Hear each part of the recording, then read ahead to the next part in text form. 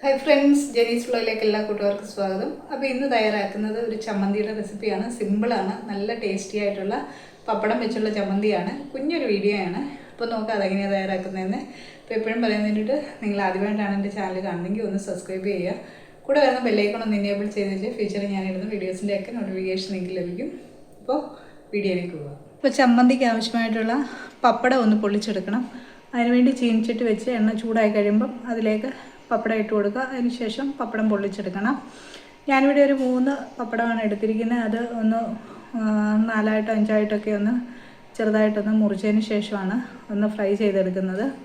അപ്പോൾ ഞാൻ കുറച്ച് പപ്പടം ഇതിനേക്ക് ഇട്ടിട്ടുണ്ട്. അത് ആദ്യത്തേത് ഒന്ന് ഫ്രൈ ചെയ്തെടുത്തിട്ടുണ്ട്. ബാക്കിയിരിക്കുന്ന പപ്പടവും ഇതേപോലെ തന്നെ ഫ്രൈ ചെയ്തെടുക്കുകയാണ് ചെയ്യുന്നത്. അപ്പോൾ നല്ല ടേസ്റ്റാണ്. ചോറിൻ്റെ കൂടെ ഈ ചമ്മന്തി മാത്രം മതി നമുക്ക് ചോറുണ്ണാനെ കൊണ്ട്. നല്ല ടേസ്റ്റി ആയിട്ടുള്ള ചമ്മന്തിയാണ്. നമ്മൾ സാധാരണ എപ്പോഴും നമ്മൾ അരയ്ക്കുന്നതാണ്. അതിനകത്ത് നിന്ന് വെറൈറ്റി ആയിട്ട് നമുക്ക് പപ്പടം വെച്ചുകൂടെ തയ്യാറാക്കി നോക്കാം. അപ്പോൾ ഞാനിവിടെ പപ്പടം എല്ലാം ഒന്ന് ഫ്രൈ ചെയ്തെടുത്തിട്ടുണ്ട്. ഇനി ഇതിലേക്ക് ആവശ്യമായിട്ടുള്ളത് വറ്റൽമുളകാണ്. വറ്റൽമുളക് ഞാനിവിടെ ഒരു 6 എടുത്തിട്ടുണ്ട്. ഇതേ എണ്ണയ്ക്ക് അതിലിട്ട് തന്നെ അതൊന്ന് ഫ്രൈ ചെയ്തെടുക്കണം. വറ്റൽമുളക് നന്നായിട്ട് ഫ്രൈ ചെയ്ത് എടുത്തിട്ടുണ്ട്. അതിന് ശേഷം നമുക്ക് തീ ഓഫ് ചെയ്ത് കൊടുക്കാം. ഇനി നമുക്ക് ചമ്മന്തി അരച്ചെടുത്താൽ മതി. ബാക്കിയുള്ള കാര്യങ്ങളെല്ലാം ഞാനിവിടെ എടുത്തു വെച്ചിട്ടുണ്ട്. ആദ്യം ഒരു മിക്സിയുടെ ജാറിലേക്ക് നമുക്ക് വാളംപുളിയാണ് ഇട്ട് കൊടുക്കുന്നത്.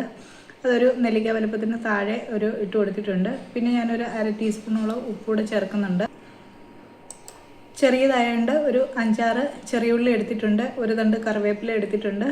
ഇതിലേക്ക് നമ്മൾ ഫ്രൈ ചെയ്ത് വെച്ചിരിക്കുന്ന വറ്റൽമുളക് ചേർത്തിട്ട് ആദ്യമേ ഒന്ന് ക്രഷ് ചെയ്തെടുക്കാം. നന്നായിട്ട് അരയത്തൊന്നുമില്ല, ഒന്ന് ചതച്ചെടുക്കാൻ പറ്റും. ഇതിലേക്ക് ഇനി തേങ്ങയാണ് ചേർത്ത് കൊടുക്കുന്നത്. ഇവിടെ ഞാനൊരു 2 പിടി തേങ്ങ ചേർത്ത് കൊടുക്കുന്നുണ്ട്. അതിലേക്ക് നമുക്ക് ചമ്മന്തിക്ക് ഒരു കളറ് കിട്ടാനെ കൊണ്ടും പിന്നെ നമ്മൾ ആ വറ്റൽമുളകിൻ്റെ എരിവിനനുസരിച്ച് നമുക്ക് ചേർക്കണം. ഞാനിവിടെ 1/2 ടീസ്പൂണിൽ താഴെ കാശ്മീരി മുളക് പൊടിയാണ് ചേർത്ത് കൊടുത്തിരിക്കുന്നത്. അതിലേക്ക് നമ്മൾ ഫ്രൈ ചെയ്ത് വെച്ചിരിക്കുന്ന പപ്പടം കൂടെ ചേർത്തിട്ട് നന്നായിട്ടൊന്ന് അരച്ചെടുക്കാം. വെള്ളമൊന്നും ചേർക്കാതാണ് അരച്ചെടുക്കുന്നത്. ഇപ്പം നമ്മുടെ ചമ്മന്തി ഇവിടെ റെഡി ആയിട്ടുണ്ട്. ഇനി ഇത് ഉരുട്ടിയെടുത്താൽ മതി. നല്ല ടേസ്റ്റി ആയിട്ടുള്ള പപ്പടം വെച്ചുള്ള ചമ്മന്തി ഇവിടെ റെഡി ആയിട്ടുണ്ട്. എല്ലാവരും ഒന്ന് തയ്യാറാക്കി നോക്കുക. വീഡിയോ ഇഷ്ടമാവുകയാണെന്നുണ്ടെങ്കിൽ ഒന്ന് ലൈക്ക് ചെയ്യാനും ഷെയർ ചെയ്യാനും മറക്കില്ല. മറ്റൊരു വീഡിയോയിൽ കാണുമ്പോൾ എല്ലാവർക്കും ഒരു നല്ല ദിവസം ആശംസിക്കുന്നു. Thank you.